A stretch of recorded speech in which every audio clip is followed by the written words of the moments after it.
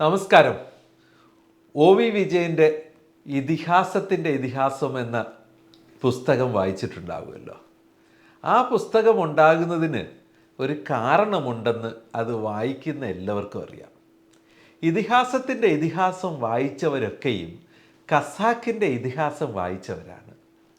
ഖസാക്കിൻ്റെ ഇതിഹാസത്തിൽ കൂടെ കടന്നു പോകാതെ ഇതിഹാസത്തിൻ്റെ ഇതിഹാസം വായിച്ചാൽ നമുക്കൊരു ഇതിഹാസവും അതിൽ നിന്ന് കിട്ടില്ല.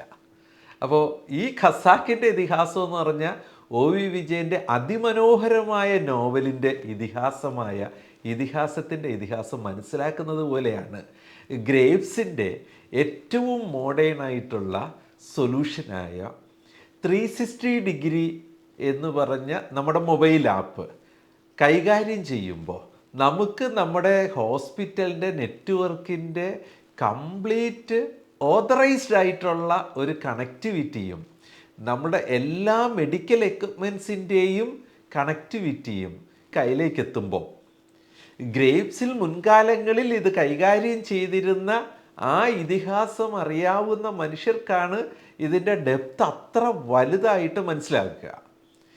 അല്ലാതെ നമ്മളൊരു ദിവസം 360 ഡിഗ്രിയിലേക്ക് എത്തുമ്പോൾ നമ്മൾ വണ്ടർഫുള്ളായിട്ടുള്ളൊരു ടൂൾ ഉപയോഗിക്കുന്നു എന്നതിനപ്പുറം ആ 360 ഡിഗ്രി നമ്മുടെ ഗ്രേവ്സ് ക്ലയൻസ് എന്ന് പറഞ്ഞ ടൂളിൽ മുൻകാലങ്ങളിൽ നമ്മൾ പ്രൊവൈഡ് ചെയ്തിരുന്ന റിമോട്ട് ഇൻസ്റ്റലേഷൻസിന് വേണ്ടിയിട്ട് നെറ്റ്വർക്ക് കമാൻഡോ വിൻഡോസിൻ്റെ റിമോട്ട് ഇൻസ്റ്റലേഷൻ ടെക്നോളജീസോ പഠിച്ചിട്ട് പോലും ഇല്ലാത്ത മനുഷ്യർക്ക് പോലും റിമോട്ട് ഇൻസ്റ്റലേഷൻ ഗ്രേവ്സ് ക്ലയൻസ് എന്നതിൽ നിന്ന് ഒരു ക്ലയൻറ്റിനെ ക്ലിക്ക് ചെയ്തെടുത്ത് എക്സിക്യൂട്ട് എ പ്രോഗ്രാം എന്ന് പറഞ്ഞ റൈറ്റ് സൈഡിലെ മെനുവിൽ കൂടെ റിമോട്ട് ഇൻസ്റ്റലേഷൻ ചെയ്തു കൊടുക്കാൻ പറ്റുമായിരുന്നു. മാത്രമല്ല, നമ്മൾ പലപ്പോഴും പോർട്ടബിൾ ആപ്ലിക്കേഷൻസ് എന്നത് പറഞ്ഞത് കേട്ടിട്ടുണ്ടാവാം, ചിലപ്പോൾ ഉപയോഗിച്ചിട്ടുണ്ടാവാം.